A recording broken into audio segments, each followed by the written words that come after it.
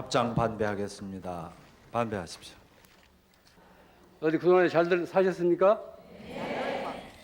제가 뒤에서 들으니까 여기 고영 본부장님이랑 우리 현지 선생님이랑 마치 내가 무슨 신흥 종교 교주처럼 그렇게 뭐 얘기하고 있는 것에 제가 좀 명구스러웠습니다. 저는 그 단지 회원 중 한 사람이 지나지 않습니다. 이 올림픽 표를 잘 아시죠? 운동 선수들은 알겠지만은 더 높이, 더 빨리, 더 멀리 이게 올림픽 표입니다. 더 높이, 더 빨리, 더 멀리. 저는 이 말을 들을 때마다 아주 몹시 아주 역겹고 심한 저항감을 느껴요. 일찍이 근대 과학의 좌우명은 스피드였습니다. 속도예요. 빠르게, 더 빠르게, 좀 더 빠르게. 빠르게, 더 빠르게, 좀 더 빠르게. 이게 근대 과학의 이게 이제 이 좌우명이었어요. 표였어요. 그래서 초음속 비행기를 만들어냈습니다. 콩코드라는 게. 영국하고 프랑스하고 합작을 해서 만들어서 이제 한동안 뭐 대서양을 횡단하고 많이 다녔지 않습니까? 그래 이 초음속 비행기의 그 종말이 어떻게 됐습니까? 빠르게, 더 빠르게, 좀 더 빠르게 했던 그 초음속 비행기, 소리보다 더 빠른 비행기가 결국 공중 폭발하고 말아요. 이건 하나의 그 빠름에 대한 하나의 상징이에요. 세상을 살아가는 어느 정도의 속도가 필요한 것이 지나친 속도는 무해합니다. 유익하지 않습니다. 해로운 겁니다. 생각해 보세요. 어째서 무엇을 위해서 빠르게, 더 빠르게, 좀 더 빠르게 해야 됩니까? 이 남보다 앞서기 위해서 또 앞섰다고 해서 우리가 행복합니까? 경쟁 심리는 아주 비인간적입니다. 아주 냉혹합니다. 이건 냉혹한 이기심이 작용한 겁니다. 한동안 우리 기업에서 인류가 아니면 뭐 살아남지 못한다. 뭐 이런 그 소리를 했는데 그 말도 아니에요. 우리가 지금 2류, 3류짜리도 얼마나 살아남습니다. 인류는 그건 불행한 거예요. 더 올라갈 자리가 없습니다. 최고 가는 것, 인류 가는 것, 그 바람직하지 않습니다. 우리가 가야 할 곳은 어디입니까? 결국 자기 자신이에요. 빠르게, 더 빠르게, 좀 더 빠르게, 뭐 더 높이, 더 빨리, 더 멀리 뛰어봤자 결국 제자리예요. 자기 자신으로 돌아옵니다. 이 자동차를 운전하면서 저도 가끔 그런 실수를 범하는데 흔히 도착지를 미리 생각해요. 그래서 오로지 도착만을 위해서 그 과정을 소홀히 합니다. 몇 시까지 어디 도착하겠다는 이런 그 집념 때문에 그 과정을 소홀히 해요. 목적만을 위해서 수단을 무시하기가 있습니다. 교통사고란도 거기서 온 겁니다. 그 과정을 즐길 수 있어야 돼요. 오늘 몇 시까지 어디 가야 되겠다는 이런 그 생각 때문에 거기에 갇혀가지고 도중에 가서 도중에 풍경도 볼 줄 모르고 들녘도 내다볼 줄 모르고 그저 목적지만을 향해서 갑니다. 그러나 삶은 미래가 아니라 지금 이 순간이에요. 우리가 지금 살고 있는 것은 지금 이 순간 여기서 이렇게 지금 살고 있습니다. 바로 지금 이 순간을 살 줄 알아야 됩니다. 그런데 흔히 지나가버린 과거라든가 오지도 않는 불확실한 미래 쪽에 생각을 팔아가지고 현재에 살지 못하는 경우가 허다합니다. 우리가 불행하다는 것은 이미 지나가버린 과거사를 가지고 늘 되뇌어요. 후회하고 안타까워하고 그렇게 되면 현재가 없습니다. 어떤 개선의 여유가 없는 거죠. 모든 일에는 뜸이 들 시간이 필요합니다. 뜸이 들 시간이 필요해요. 음식만이 아니고 일에도 그렇습니다. 빠르게 바쁘게 사는 사람들은 뭐 우리 현대인들 우리 모두가 그렇습니다. 특히 이 젊은 세대들은 느긋하게 참고 기다릴 줄을 몰라요. 모든 것을 즉석에서 해결하려고 합니다. 즉석에서 하려고 합니다. 또 자기밖에 몰라요. 이건 산업사회와 이 정보사회의 이게 맹점이에요. 각자 자기 방에 갇혀서 컴퓨터만 들여다보잖아요. 그러니까 이기적일 수밖에 없는 거예요. 남의 사정 생각하지 않습니다. 더구나 무슨 하나만 낳게 둘만 낳게 해가지고 아이들 뜻을 그대로 이제 즉각 그때그때 들어주기 때문에 참고 기다릴 줄을 몰라요. 우리나라의 이혼율이 높은 것도 그 중에 하나입니다. 그런 그 맥락에서 오는 겁니다. 참고 기다릴 줄을 몰라요. 농경사에서는 참고 기다리십니다. 그래야 열매를 거두니까. 하나의 씨앗을 뿌려서 꽃 피고 열매 맺기까지는 그런 사계절의 순환이 필요합니다. 참고 기다릴 줄 알아야 돼요. 그런데 산업사회라든가 정보화 사회에서는 시간을 다투기 때문에 그런 기다릴 줄을 모릅니다. 참고 기다릴 줄을 모르기 때문에 그리움이 고일 여가가 없어요. 그리움이 고일 시간이 없습니다. 그리움이란 무엇입니까? 인간의 향기입니다. 그리움이란 인간의 향기예요. 그런 시가 있죠. 그립고 아쉬움에 가슴 조이던 먼 젊음의 뒤안길에서 이제는 돌아와 거울 앞에선 내 누님같이 생긴 꽃이요. 뭐 어쩌고 나오지 않습니까? 국화 옆에서. 현대인들에게는 그리움이라든가 어떤 아쉬움 같은 게 없다고. 그리움이라든가 아쉬움이 고일 여가가 없어요. 뭐든지 즉석에서 해결하려고 하기 때문에 뜸도 들기 전에 그저 먹으려고 하기 때문에. 사각 컴퓨터 스크린에는 인간의 향기가 없습니다. 가상 세계의 접속에서는 편리함은 있어도 인간의 향기는 없습니다. 현실적이고 구체적인 접촉을 통해서만 그 향기는 배어 나옵니다. 무엇이든지 빨리 단박에 이루려고 서두르지 마십시오. 인간이 하나의 인간으로서 성숙하는 데는 시간이 필요합니다. 하나의 씨앗이 땅에 묻혀서 꽃 피고 열매 맺기까지는 거듭 말씀드립니다. 사계절의 그런 순환의 질서가 필요해요. 여기는 기다림과 그리움이 동반됩니다. 살 줄 아는 사람들은 단박 움켜쥐기보다는 쓰다듬기를 좋아합니다. 목표를 향해 곧장 달려가기보다는 여유를 가지고 구불구불 돌아가는 길을 선택해요. 문명은 이게 직선입니다. 비정해요. 문명은 직선이라고. 자연은 곡선입니다. 문명은 사람이 만들어 놓은 거고 자연은 있는 그대로, 원래부터 있는 그대로예요. 직선은 여유가 없습니다. 이건 비정해요. 곡선은 푸근해요. 만약 우리 생애가 60년이 됐건 70년이 됐건 혹은 80년이 됐건 미래를 다 안다고 예상해 보세요. 내가 이 다음에 어떻게 될 거라고 예상해 보세요. 그건 세상 살 수 없어요. 싱겁고 불안해 살 수 없다고. 모르기 때문에 뭔가 새롭게 시작하는 거고 또 창의력도 발휘할 수 있고 참고 견딜 수 있는 거예요. 미래를 모르기 때문에 우리가 살아갈 만한 세상이 되는 것이지 미래를 환히 안다고 해보세요. 그건 고통스러워요. 살 수가 없는 겁니다.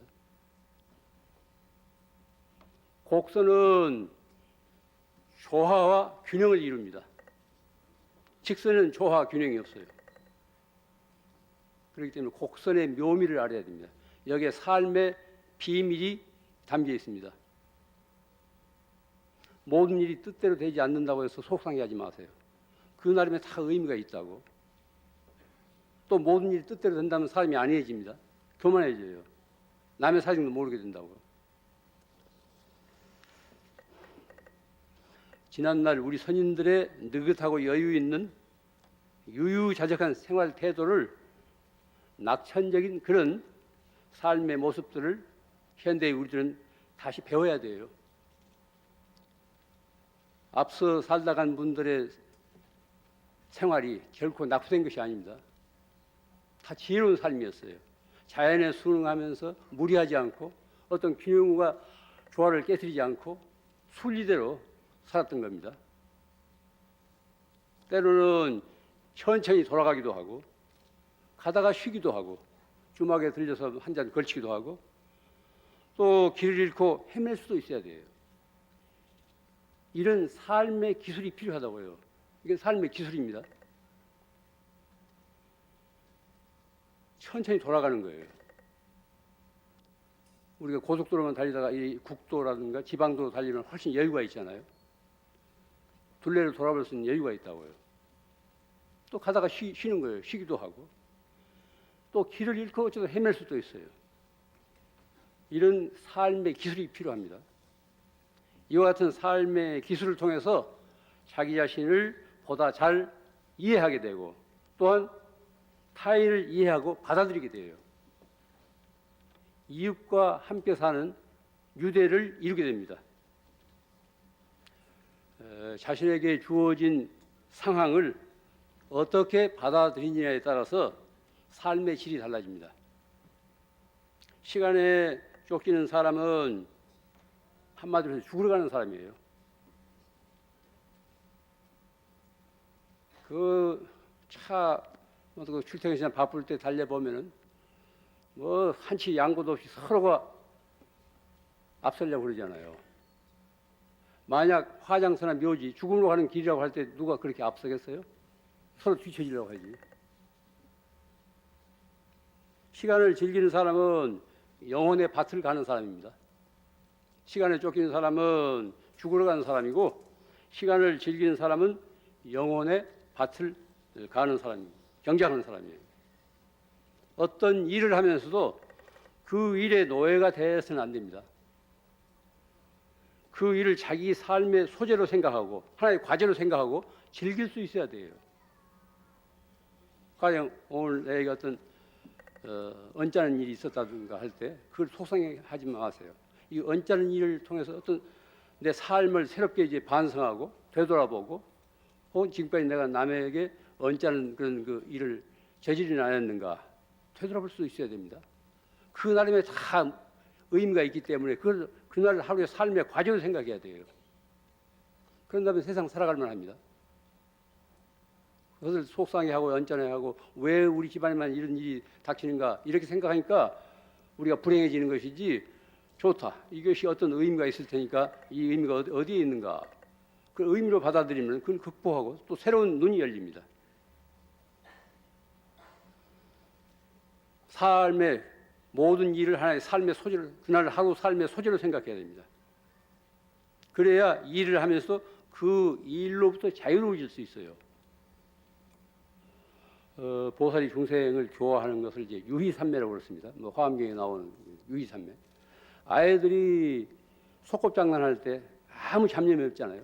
시간 가는 줄도 모르고 엄마가 어디서 기다리는 줄 모르고 집에 무엇이 있는지도 모르고 그 자체가 즐거워서 거기 몰입해요. 이걸 유희산매라고 그래요. 우리가 세상에서 살 때도 그렇게 살라는 거예요. 금강경에 보면 응무소주 이생기심, 육조 스님 이제 이 법문 듣고 깨달았다고 하지 않습니까? 어디에도 집착하지 말고 그 마음을 내라. 어디에도 얽매이지 말고 홀가분하게 살라는 거예요. 어디에도 얽매이지 말고 홀가분하게 살라. 아무 일도 하지 말라는 게 아닙니다. 그 일을 하면서 그 일로부터 자유로워지라는 거예요. 그 일에 얽매이면 그 일이 좋을 수가 없습니다. 그 일을 내가 즐겁게 하면서도 그 일로부터 자유로워져야 돼요. 그게 유의산매의 경지입니다. 응무소주 이생기심의 경지예요. 제가 오늘 이 얘기하려고 한 주제는 업에 대해서 이 얘기하려합니다. 업. 하도 세상이 너무 험하고 제가 이렇게 나와서 이 얘기하는 것, 여러분들 대해서 이 얘기하는 것도 이건 업이고 또 여러분들이 바쁜 시간에 주말에 이렇게 오셔가지고 제 얘기를 듣는 것도 하나의 업이 돼요. 우리가 보고 듣고 말하고 생각하고 행동하는 거 이게 업이 됩니다. 카르마. 이것이 다른 말 하자면 나를 형성해요. 내가 순간순간 보고 듣고 생각하고 말하고 행동하는 이것이 곧 나를 형성하는 겁니다. 잘 아는 화가로부터 이런 얘기를 들었는데 지난 100년 동안, 20세기예요. 지나간 100년 동안 세계 미술사에서 인간의 형상이 그려지지 않았대요. 20세기 들어서 인간의 형상이 화폭에 그려지지 않았대요. 그리고 그림에서 자연의 형상이 사라졌대요. 인간과 자연이 20세기 그림에서 다루어지지 않았다는 이 소리를 듣고 저는 큰 충격을 받았습니다. 미처 생각을 못했는데 그 화가가 뭐 이것저것 자료를 제시하면서 이랬다는 거예요. 지난 20세기 100년 동안에 인간의 형상과 자연의 형상이 그림으로부터 사라졌대요. 그 말 듣고 보니까 그럴듯해요. 물론 자코메티나 루오 등 극소수의 예술가를 제외하고는 대부분의 예술가들이 작품의 주제에서 인간과 자연을 제외시켰다는 거예요. 이게 참 문제입니다. 이게 심상치 않은 하나의 암시예요. 거리의 풍경을 그리는 어떤 화가는 집과 거리만 그렸지 거기 전혀 사람이 등장하지 않습니다. 예전에 그린 거랑 전혀 다른 거예요. 사람이 없는 삭막한 거리 한번 생각해 보세요. 이것은 이 시대의 하나의 모습이에요. 인간이 사라진 자연이 말할 수 없이 짓밟힌 이 시대의 모습입니다. 아름다움을 지향하는 예술의 세계에서 인간과 자연이 사라졌다는 것은 적잖은 충격이에요. 하나의 도구처럼 인체는 다루면서도 인간을 다루지 않았다는 거예요. 인간 부재의 예술이 우리 인간에게 어떤 의미를 지니는지 묻지 않을 수 없습니다.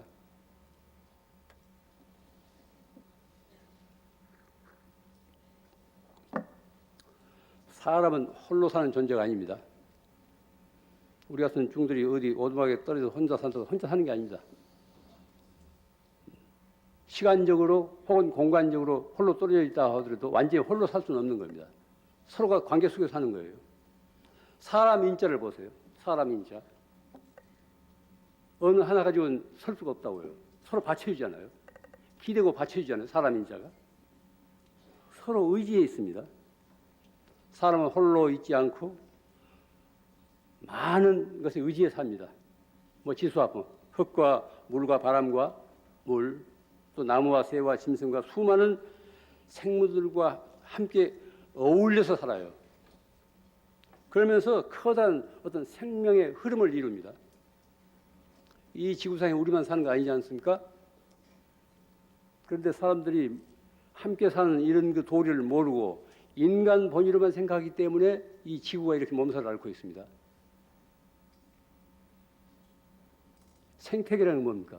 모든 여러 가지 생명으로서 이루어진 그런 그 세계인데 인간 위주로 다루기 때문에 자연을 말할 수 이렇게 훼손시키기 때문에 인간 스스로가 그렇게 왜소해지고 위기에 처한 거 아닙니까? 부분에만 집착해서 전체를 내다보지 못한 어리석음 때문에 공생공존의 틀이 무너졌어요. 그래서 생명의 위기가 지금 닥친 겁니다. 뭐 신문에서 봐서 잘 아시겠죠? 지구 환경 위기 그 시간이 지금 9시 15분이래요. 세계 각국의 환경 전문가들을 대상으로 한 설문조사를 토대로 매년 환경 위기 시계를 발표합니다. 이건 이제 일본 아사히 글라스 재단에서 하고 있는 일인데 환경 위기 시계에서 6시에서 9시 사이는 상당히 불안한 시간이고 9시에서 12시는 매우 불안한 시간이래요. 지금 우리 현실이 매우 불안한 그런 시간 속에 살고 있습니다. 올해 환경 위기 시계가 가리킨 9시 15분은 사상 최악이래요. 지구환경 파멸의 시간 12시입니다. 그러니까 2시간 45분 전이에요. 하나밖에 없는 우리 지구가, 우리 삶의 터전이 누가 이렇게 만들었습니까?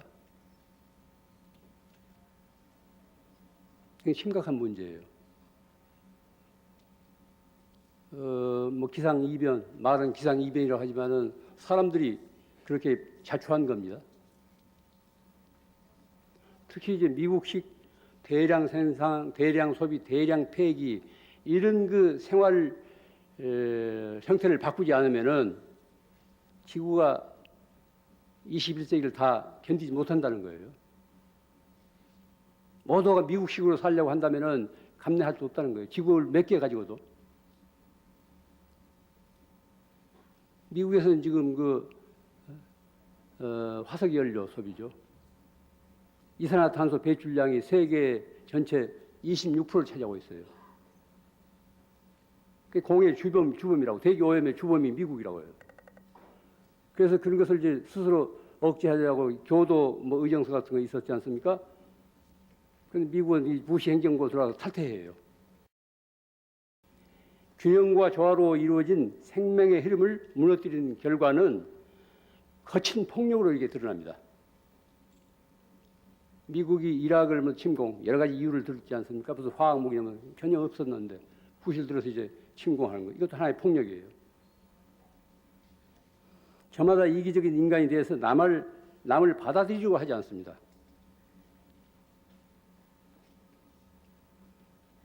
뭐든지 뜸도 들기 전에 즉석에서 해결하려고 해요.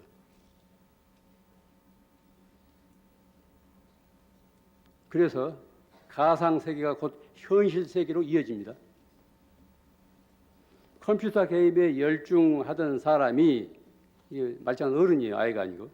번번이 패배하자 화가 나서 상대편을 찾아가 폭력을 휘두르잖아요. 뭐 얼마 전에 그게 뭐 뉴스에 나왔지만은. 또 한 고등학생은 평소 자신을 괴롭히던 같은 반 친구를 수업 중에 살해해요.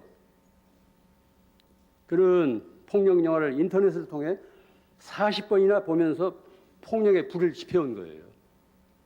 다시 말하자면은 폭력의 업을 그렇게 익혀온 겁니다. 가상세계가 됐건 현실세계가 됐건 거듭 말씀드립니다. 우리가 보고 듣고 말하고 생각하고 행동하는 이것이 바로 업이 된다는 거예요.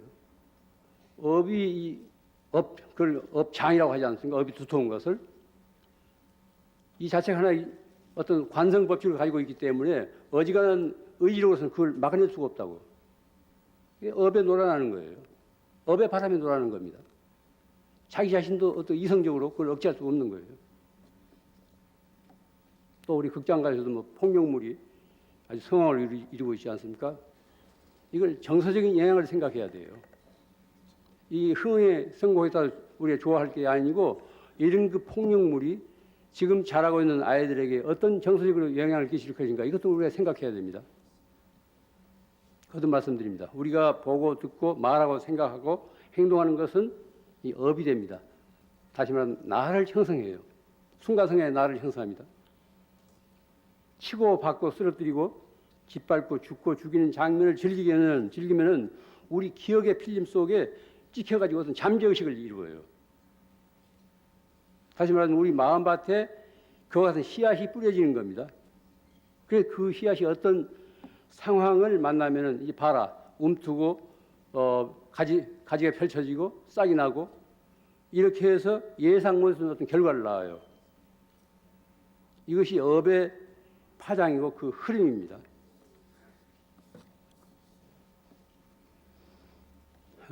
제가 이 얘기를 하나 하죠. 잘 아는 그 대학 교수한테 들은 이야기입니다. 자기가 가르치는 1학년 남학생이 뭐 여교수인데 같은 과 여학생을 아주 열렬히 사랑해요. 뭐 캠퍼스 커플이라고 하지 않습니까? 그런데 한 학기도 지나기 전에 그 여학생은 다른 남학생이 좋다고 그를 버리고 떠나가요. 이 남학생이 자기 여교수한테 하소연한 거, 선생님 저를 구해주세요 하고 뭐 편지를 써요. 뭐 시련의 아픔을 겪어본 사람들은 알겠지만은 교수한테 저를 구해달라고 편지를 쓸 정도면 심각하겠죠. 남학생의 어머니는 마침 그 교수의 여고생 친구였대요. 한날 이메일로 이런 사연이 그 교수한테 보내옵니다. 실현당한 자식을 보는 게 이렇게 괴로운 줄을 몰랐단다. 저 싫다고 버리고 떠난 애를 못 잊어하며 밤잠을 설치고 끼니를 거르는 자식이 너무 밉고, 그러면서도 어미 앞에선 짐짓 아무렇지도 않은 듯 떠드는 모습을 보면 너무나 마음이 아프다. 사랑을 버린 죄에 대한 가품이 이렇게 혹독할 줄은 미처 몰랐다. 사랑을 버린 죄에 대한 가품이 이렇게 혹독할 줄은 몰랐다. 사연이 이렇게 이어집니다. 실현당한 학생의 어머니는 현재의 남편과 결혼하기 전에 그 당시 광주에서건 서울에서건 민주화 운동을 하던 어떤 남학생과 열렬하게 아주 연애를 하고 있을 때요. 그러다가 졸업과 동시에 오랫동안 사귀던 그 남자를 버리고 소위 조건이 좋은 현재의 남편과 결혼하게 됐습니다. 흔히 있는 일이죠. 이상과 뭐 현실이 어쩌고 하면서. 버림받은 그 남자는 상처가 너무 깊어서 자살 소동까지 벌였대요. 그런데 너무도 놀라운 사실은 알고 보니 자기 아들이 목숨 걸고 좋아한 같은 과 여자아이는 자신으로부터 버림받고 해외로 유학을 떠난 후 소식이 끊긴 예전 그 남자의 딸이었다네. 에? 이게 인생이에요. 그래서 인생을 드라마라고 하지 않습니까? 그래서 밤마다 일일 연속극이 있잖아요. 이것이 업의 파장이고 인과관계입니다. 이것이 업의 파장이고 인과관계라고. 내가 지어서 나만 받는 것이 아니고 내 자식에게까지 그 업의 파장이 미쳐요.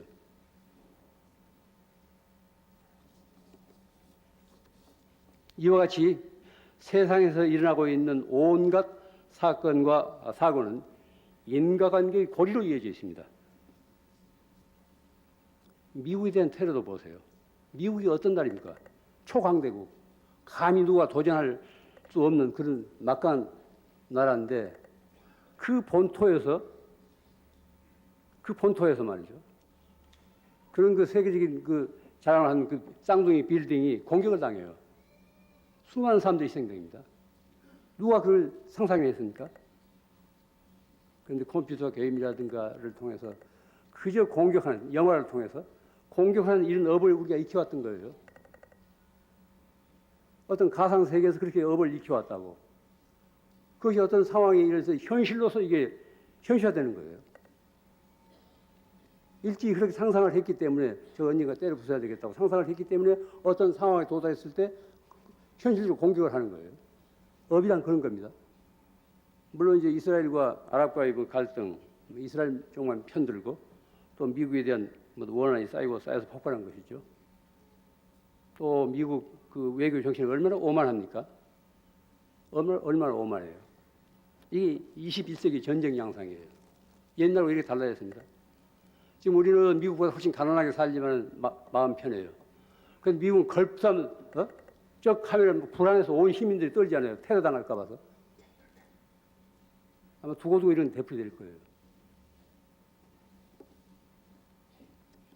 폭력과 인간 부재의 시대에 우리가 사람답게 살아가려면 이와 같은 인과의 도리를 믿어야 돼요.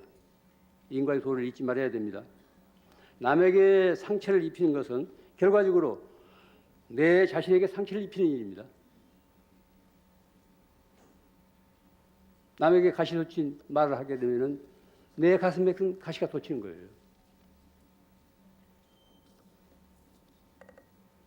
모든 것이 넘치고 있는 정보 사회에서는 투철한 저마다 자기 삶의 질서가 있어야 됩니다.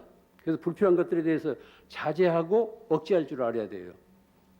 뭐든지 받아들이려고 하지 마십시오. 자제하고 억제할 줄 알아야 돼요.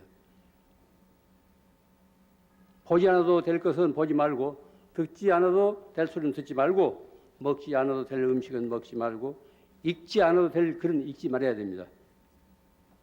저는 뭐 전기도 안 들어오고 텔레비도 없어서 그런 피해는 입고 있지 않습니다. 가끔 밖에 나와서 텔레비전을 볼 시간이 있어서 틀면 그 정치꾼들 밤낮 뭐 몇백억씩 해먹었다는, 얼마나 국민들한테 많은 그 부담을 주고 있습니까? 그것 때문에 아예 텔레비 자체를 안 봐요. 그 텔레비 자체가 정치꾼 놈들 아주 기분 나쁜 얼굴 같아서 아예 접근 안 해요. 내 삶에 아무 도움이 안 되니까. 말짱한 내 속들을 그런 그 지저분한 것들로 인해서 구길 수가 없단 말이에요. 그래서 될 수 있는 한 적게 보고, 적게 듣고, 적게 먹고, 적게 걸치고, 적게 갖고, 적게 말하는 습관을 들여야 됩니다. 그래야 참으로 볼 것, 들을 소리, 또 우리가 해야 할 도리를 챙겨야 돼요.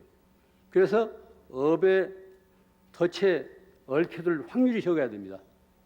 너무 이것저것 생각을 복잡하게 되면 업에 얽혀들, 업의 그물에, 업의 덫에 걸려들 확률이 높다고요.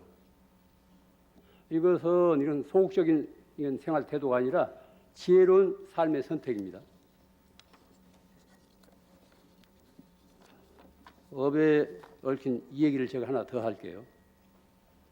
맑고 향기롭게 모임에서 보살펴드리는 대비양로원이 있습니다. 경기도 파주에 있어요. 오래전부터 우리가 거기 거들고 있는데 거기 버려진 노인들이 있습니다.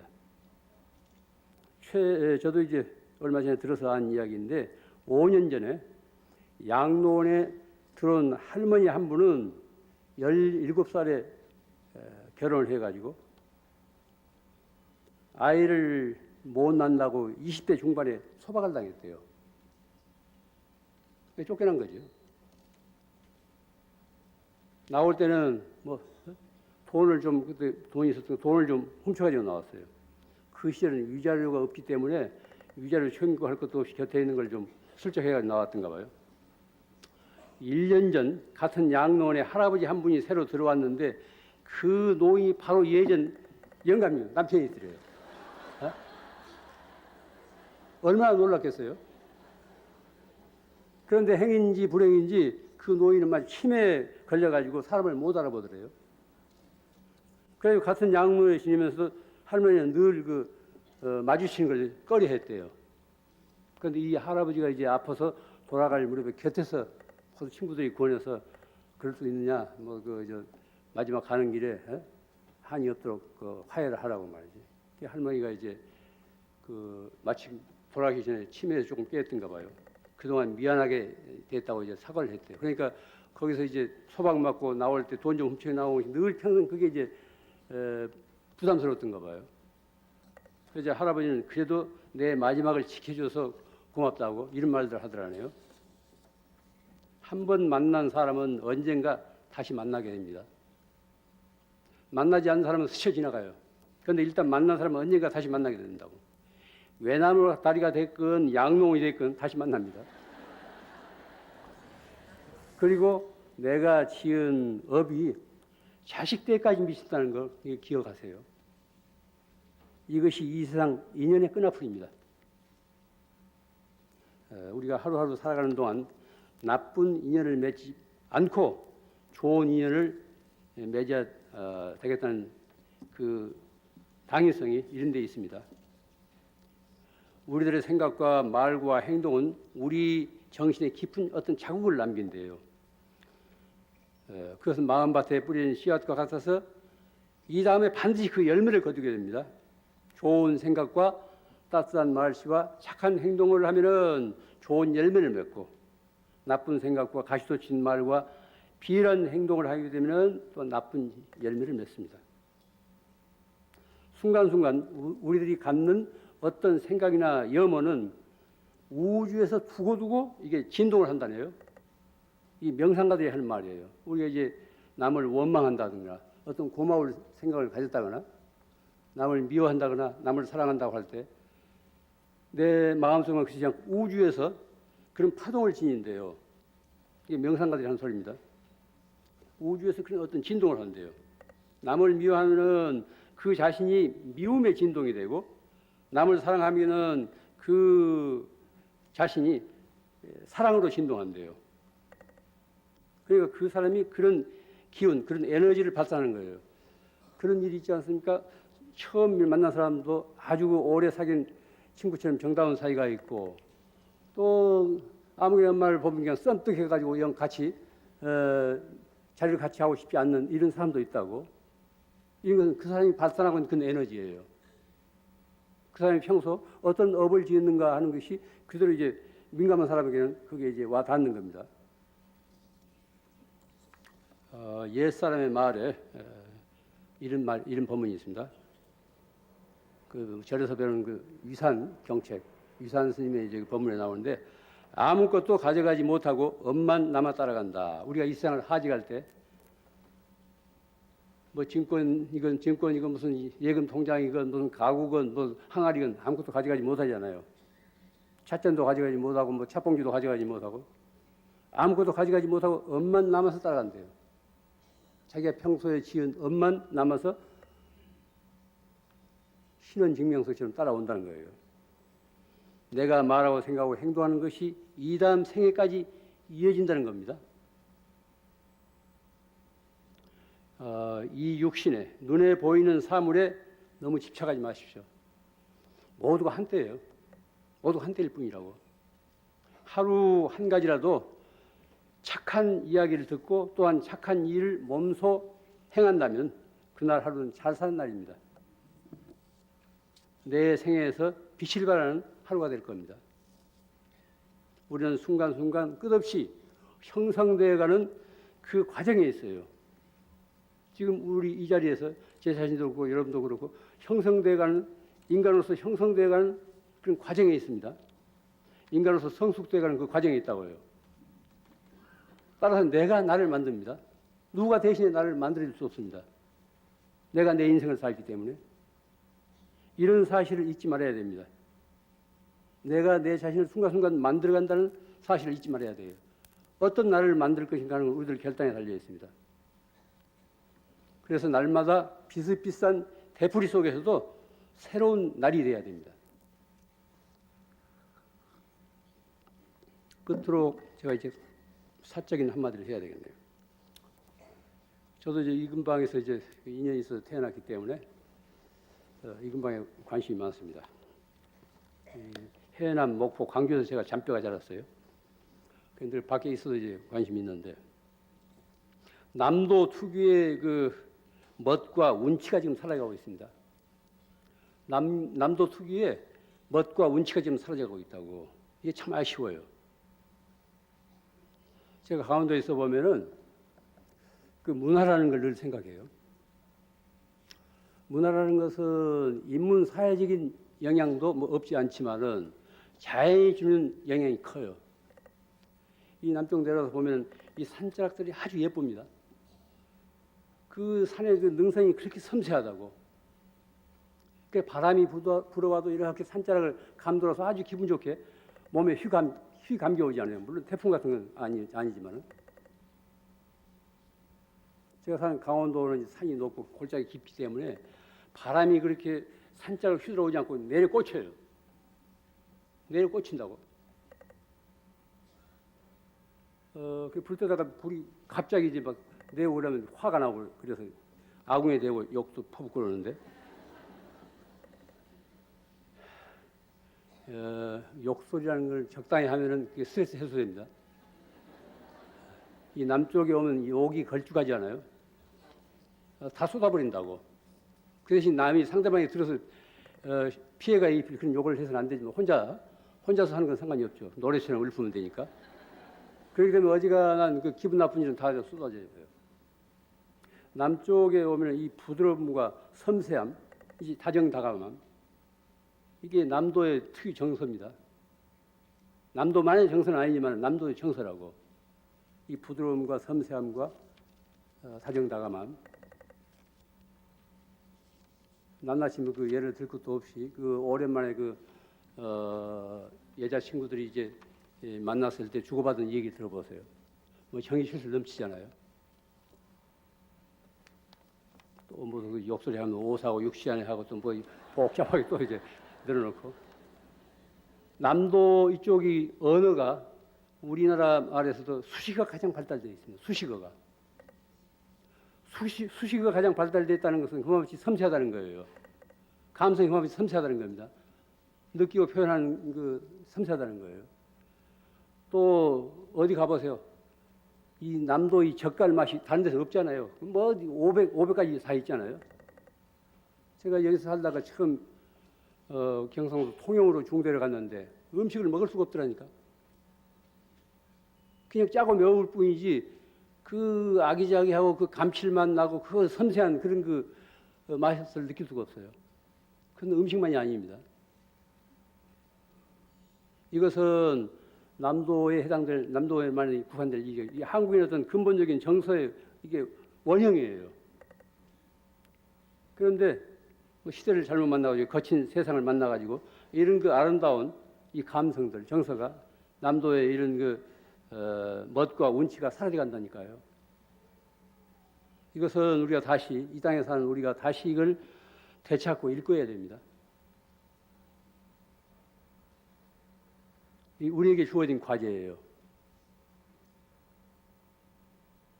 제가 이렇게 이제 전국을 다니다 보면은 왜 내가 이제 이 땅에서 태어났을까 할 때 이쪽 기후라든가 이쪽 풍습이라든가 인정이라든가 이쪽 말씨라든가 이런 것 때문에 내가 이 땅에 태어나겠구나 이런 생각을 하게 돼요. 오늘 이 자리에 오신 분들 그런 그 우리 고유한 좋은 아름다운 그 운치와 그런 멋을 다시 가꾸도록 다 같이 이제 마음 쓰도록 하고 제 그 얘기는 이만 그치겠습니다. 그 주말에 바쁘실 텐데 이렇게 들을 것 없는 소리 듣기 위해서 이렇게 오셔서 감사합니다. 네, 안녕히 계세요.